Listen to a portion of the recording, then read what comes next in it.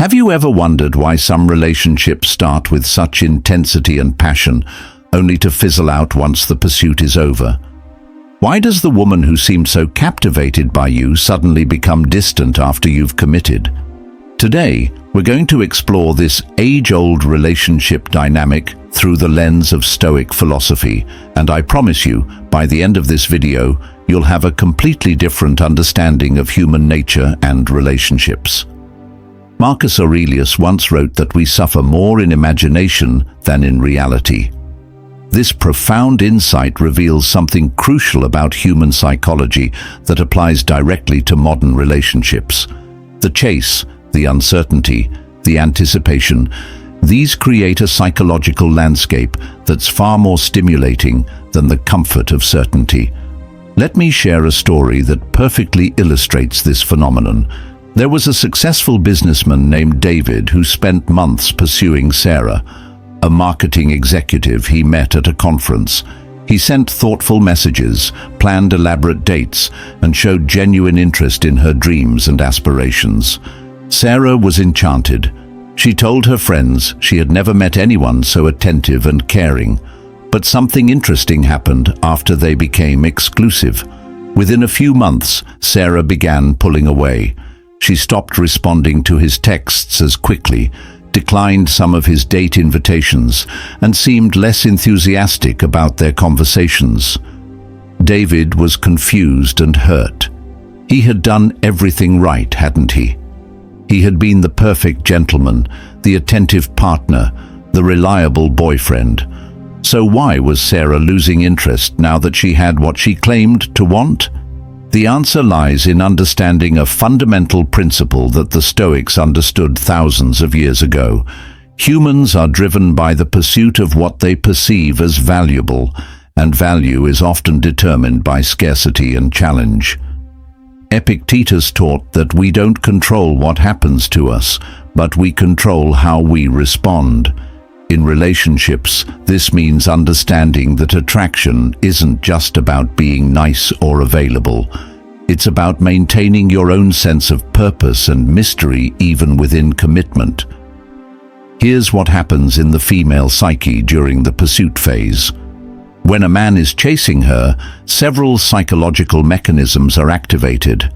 First, there's the thrill of being desired. Second, there's the challenge of winning him over completely. Third, there's the uncertainty that keeps her mind engaged and her emotions heightened. She's constantly wondering, does he really like me?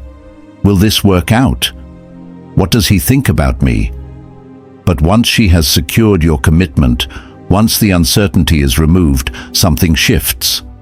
The psychological tension that was driving her attraction begins to dissipate. This isn't conscious or malicious. It's simply how the human brain works. We're wired to seek and pursue.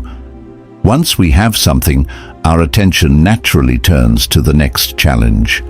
The Stoics understood this aspect of human nature deeply. They recognized that happiness and fulfillment don't come from getting what we want, but from the process of striving for something meaningful. Seneca wrote that every new pleasure loses its novelty. This applies perfectly to relationships. Now, before you think this means women are shallow or manipulative, let me be clear. This dynamic affects everyone regardless of gender. Men experience this too, though it may manifest differently. The key is understanding that it's not personal, it's psychological. So how do you maintain attraction even after commitment? The Stoics provide us with several profound insights. First, maintain your own mission and purpose. Marcus Aurelius spent his life balancing his role as emperor with his philosophical pursuits. He didn't lose himself in his relationships or responsibilities to others. Similarly, when you enter a relationship, you shouldn't abandon your own goals, interests, and personal growth. A man who continues to evolve, learn, and pursue his own excellence remains interesting. He presents new facets of himself for his partner to discover. Think about it. If you spend all your time focused on her, If you make her the center of your universe, you essentially become predictable. She knows exactly what you're thinking, what you'll do, and how you'll react. The mystery disappears, and with it, a significant component of attraction. Second, practice emotional self-reliance. The Stoics emphasized that our happiness and emotional state should not be dependent on external circumstances, including other people's behavior toward us.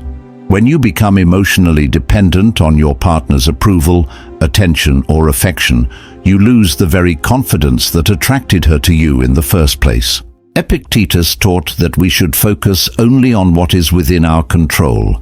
You cannot control whether your partner remains interested in you, but you can control how interesting you remain.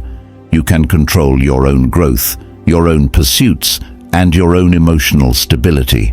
Here's a practical example. Instead of spending every free moment with your partner, maintain your friendships, hobbies, and personal interests. Instead of constantly texting throughout the day, create some space for natural longing to develop. Instead of being available every time she calls, occasionally be engaged in something meaningful that you can't immediately drop. This isn't about playing games or being manipulative. It's about maintaining the person she fell in love with, someone with his own life, goals, and interests. Third, embrace the Stoic principle of memento mori, the remembrance of mortality. This philosophy reminds us that nothing lasts forever, including relationships. When you truly internalize this, you stop taking your partner for granted, and you also stop becoming desperate to hold on to something that was never guaranteed to be permanent. This mindset shift is powerful because it eliminates neediness. When you're not desperately clinging to the relationship, when you appreciate it while it lasts, but don't base your entire identity on it, you become more attractive. You become someone who enhances life rather than someone who needs life to be enhanced by others. The fourth Stoic principle is continuous self-improvement.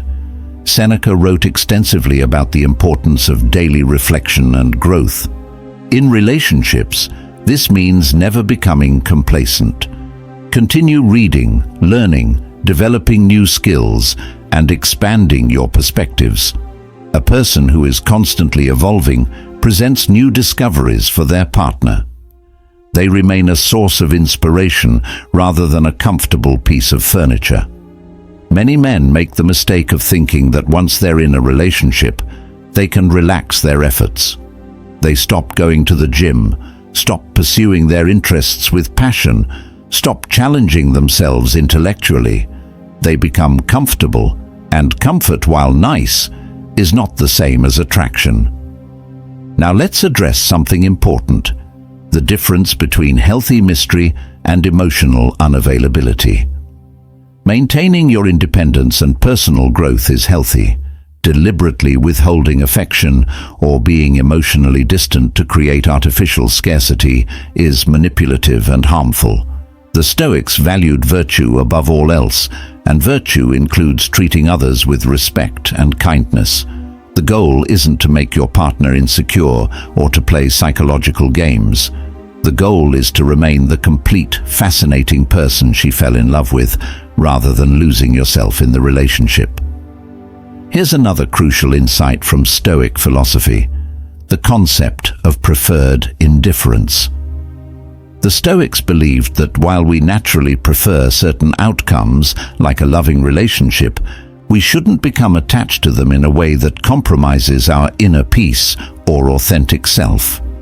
This means loving your partner fully while holding that love lightly. It means investing in the relationship without losing yourself in it. It means caring deeply while not being devastated if things don't work out as planned. Women are naturally attracted to men who have what psychologists call secure attachment, men who can love deeply without becoming possessive or needy. This security comes from having a strong sense of self that exists independently of the relationship. Consider this scenario. Two men are in relationships. The first man's entire world revolves around his girlfriend. He has no hobbies she's not involved in, no friends he doesn't share with her, no goals that don't include her. When she's happy, he's elated. When she's distant, he's devastated. The second man loves his girlfriend deeply, but he also has his own interests, friendships, and goals.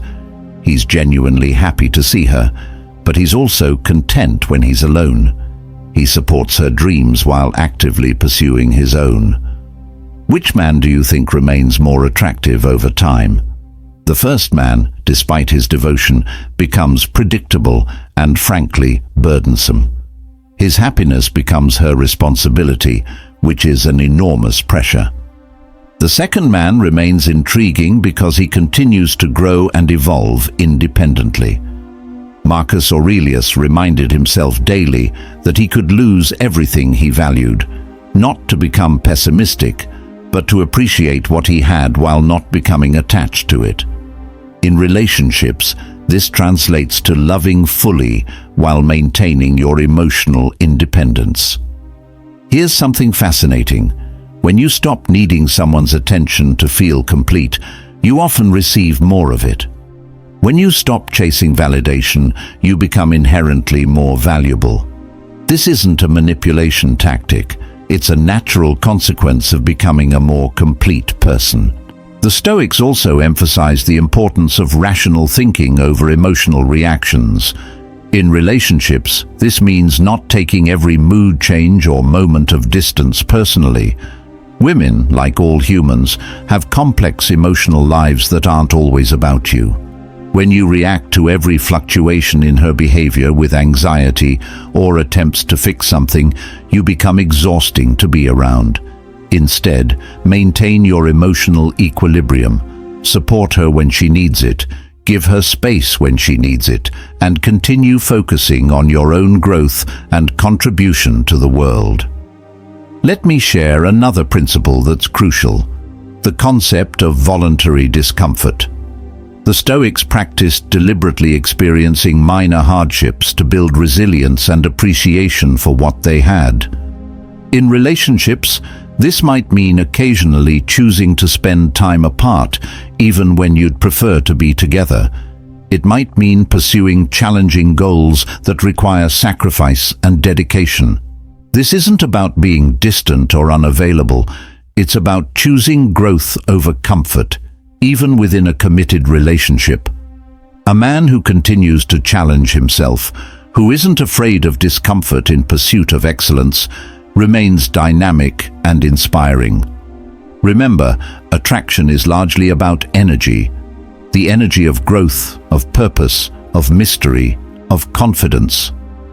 When you settle into complete comfort and predictability, that energy dissipates. When you continue to pursue excellence in various areas of your life, that energy remains vibrant. The ancient Stoics understood that the highest form of love isn't possessive or needy, it's generous and free. It allows the other person to choose you daily, rather than feeling trapped by commitment. When someone chooses to be with you because they're inspired by who you are and who you're becoming, rather than because they're dependent on you or feel obligated, that's when relationships truly thrive. So what does this mean practically? It means maintaining your friendships, pursuing your goals, continuing to learn and grow, having interests she doesn't share, and occasionally choosing your mission over her convenience. It means being emotionally available without being emotionally dependent. It means loving her while not losing yourself. The most attractive men are those who enhance life rather than those who need life to be enhanced by others. They're generous with their attention and affection, but they don't give it desperately or exclusively. They're present when they're with their partner, but they don't make their partner their entire world. As we conclude, remember that understanding these principles isn't about manipulating or controlling anyone.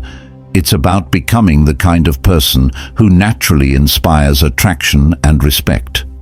It's about building relationships from a place of strength rather than neediness. The Stoics taught that virtue is its own reward. Be the kind of man who continues to grow, who maintains his independence within interdependence, who loves generously without losing himself.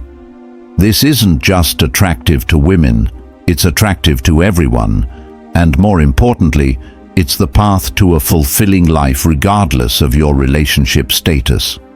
True confidence comes not from getting the girl, but from knowing that you'll be perfectly fine whether you get her or not. And paradoxically, this is exactly the kind of confidence that makes you most likely to keep her interested long after the initial chase is over.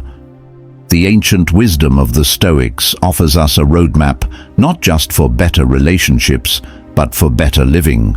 When we focus on what we can control, our own growth, our own choices, our own responses, we become naturally magnetic to others while remaining complete within ourselves. If this resonated with you, I'd love to hear your thoughts in the comments below. Have you experienced this dynamic in your own relationships? What strategies have you found most effective for maintaining attraction beyond the initial pursuit? And if you found value in these Stoic insights, consider subscribing for more content that combines ancient wisdom with modern relationship challenges. Remember, the goal isn't just to understand these principles, it's to live them,